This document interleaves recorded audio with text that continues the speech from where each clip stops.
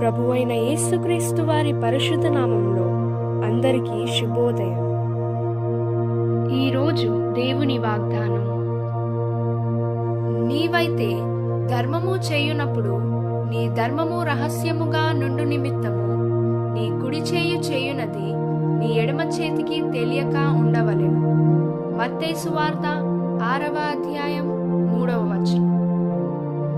Today, God's promise.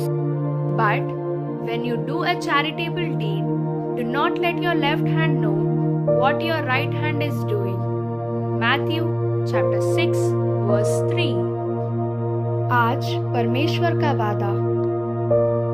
परंतु जब तू दान करे तो जो तेरा दाहिना हाथ करता है उसे तेरे बाएं हाथ ना जानने पाए.